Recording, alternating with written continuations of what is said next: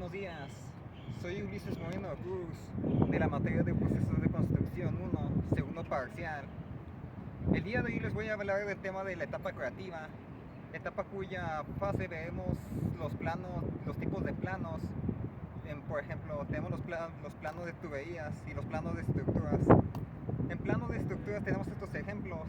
Como ven aquí atrás de mí, podemos ver todo esto que abarca los planos de estructura, encargado de los ingenieros estructurales, que a su vez ellos, a lo que se dedican ellos en realidad es al cálculo de todos estos materiales, de su resistencia, todo lo demás, al cálculo de resistencia para la estructura que podemos más o menos como ponerlo como el esqueleto de la construcción, que sería siendo todo este grupo de materiales que vemos aquí a continuación. Ellos se encargan de medir cómo se hace la resistencia de estos materiales, como vemos a continuación. También lo que tenemos en esta construcción es el plano también de todo lo que abarca el proyecto. Podemos ver estos caminos, todos estos caminos que podemos definirlos como movilidad para esta construcción. Todos estos elementos, aunque parezcan básicos, son importantes para entender muy bien la construcción, debido al espacio que estos deben de ocupar. Tenemos aquí el inicio del espacio de la construcción, que acaba hasta allá, hasta donde vemos. Ahora, con esto aclarado, más o menos se pueden dar una idea de todos los cálculos que ocupan los ingenieros en la estructura. Pues ellos deben de medir más o menos la resistencia de todo el esqueleto del edificio que acabo de explicar. Muy bien, entonces ya con lo establecido de los ingenieros, procedo a explicar la parte hidráulica. La fase hidráulica consiste en la instalación de tuberías. Bueno, en sí no solo tuberías, sino aire acondicionado, electricidad, que también a su vez abarca también más planos eléctricos. Así que con esto de los planos eléctricos me refiero a podemos definirlo, pongámoslo como el cálculo, como más o menos ubicar la electricidad dentro de un edificio. Aquí podemos ver que el edificio ya está terminado. Dentro hay, como por así decirlo, dentro de este edificio están los cables que ya han sido puestos mediante los planos. Ahora, pasemos a los planos de tuberías. De estos planos de tuberías, ahora, como vemos aquí, no tenemos lastimosamente tuberías para más o menos darnos una idea, puesto que ya esta construcción ya ha hecho la colocación de estas últimas. Pero les puedo explicar que las tuberías pueden ir abarcando todo lo que está aquí debajo de todo lo que vemos acá. Todo lo que vemos acá, debajo de todo esto, se podría venir diciendo que son los planos de tubería. Ahora, lastimosamente no tenemos permiso para ver los planos, así que pasaré a la fase de donde empezamos a hablar de los materiales, de los constructores y todo lo demás. Iniciando los materiales, tenemos aquí por ejemplo, tenemos aquí un blog. Este blog es muy usualmente usado aquí en México. Con certificaciones y permisos de construcción se puede hacer uso de él. Pues estas se hacen en masas de fabricación. Lo que vemos aquí también, y de hecho quiero hacer hincapié en que estos bloques también forman parte de los cálculos del proceso de construcción, de los planos de los ingenieros civiles, quienes a su vez se encargan de todo esto fácil.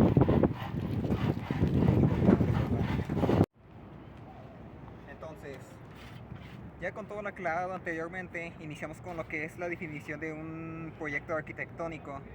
Podemos definir el proyecto arquitectónico como el diseño del edificio, que como ya dije muchas veces es todo esto, todos estos elementos que vemos como ventanas, materiales, acabados, estas construcciones, el proceso de construcción, todo eso es el diseño, todo eso es el proyecto arquitectónico. Desde mi punto de vista, la arquitectura se le puede definir como el diseño de espacios urbanos, diseño de espacios y planeación de una construcción. ¿Qué es el diseño de espacios? El diseño de espacios es lo que vemos dentro en el interior de toda esta construcción. Síganme.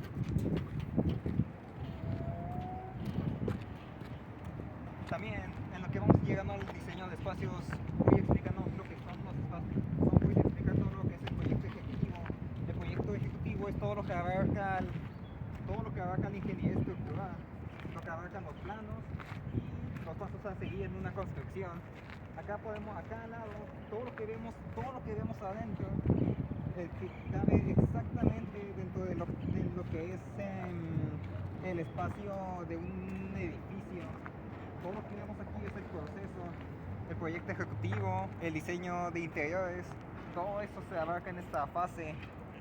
Ahora, yendo a lo de marco contextual, hay que entender bien los elementos que se llevan a cabo antes de una construcción, es decir, el contexto de la construcción, en qué se ubica, en dónde se ubica, qué elementos hay en el entorno urbano. Vamos a la fase creativa. Esta fase creativa, ya como dije, es todo lo que abarca la primera etapa, planos y todo lo demás. Esta fase también no solo plantea en base a los elementos que se van investigando en el entorno urbano, hay que ir viendo también, hay que ir tomando también en cuenta todos esos elementos que hay que abarcar. Un ejemplo de esto, lo que vemos aquí es un estacionamiento.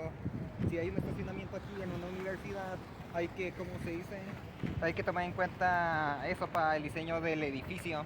Así que por tanto, otro elemento que hay que tomar en cuenta son los árboles que vemos aquí alrededor. Estos árboles también, como ven en este proyecto, son muy respetados debido a que pues, es parte del proceso que podemos ir viendo a continuación.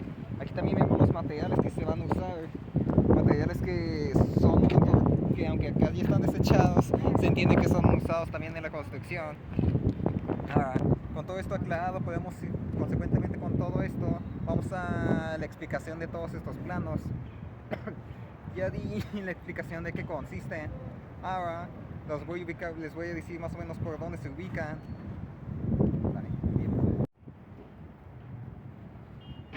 Bien, ahora ya con lo del marco contextual, iniciamos con lo del marco histórico. ¿En qué consiste esto? El marco histórico consiste en la innovación y diseño del edificio. Pero ¿en qué se basa esta innovación y diseño? Esta innovación y diseño se basa en el contexto histórico en el que se va a construir el edificio. Si ven a mi alrededor, vemos que todo esto abarca la UNL, una universidad de la región montana de Nuevo León. Así que viendo bien toda la estructura de la universidad, aquí no vamos obviamente a hacer un edificio tipo museo, ni mucho menos un edificio tipo concierto. Vamos a hacer un edificio basado en los elementos que tenemos alrededor de todo esto, y con eso llegamos a una tipología. Con todo esto llegamos a una tipología. ¿En qué se basa esta tipología? Esta tipología se basa en el objetivo que vamos a ver de la estructura. Así que con esta tipología se llega a un objetivo, un marco histórico, un marco histórico en el que se va a diseñar el edificio. Así que con esto en claro ya podemos ir visualizando más o menos cómo va a ser nuestro edificio en base a los elementos de alrededor. Así que en base a los planos de este marco podemos ir diseñando lo que son las elevaciones en los planos, elevaciones, cortes. ¿Qué más tiene un plano? Paredes marcadas, definición del espacio. Lo que vemos aquí, estas paredes en los planos, mientras más alta se vea la pared, más oscura debe de ser en los planos. Como ya dije, no tengo los planos aquí para dar el ejemplo, más sin embargo, si tienen experiencia en la arquitectura, más o menos se pueden dar una idea de lo que yo hablo. Así que,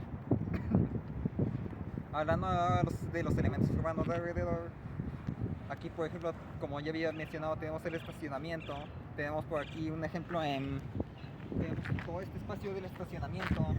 Acá se define bien el espacio en base al reglamento urbano, el espacio que debe de haber de cada auto. definimos bien el espacio en el que va a pasar el auto,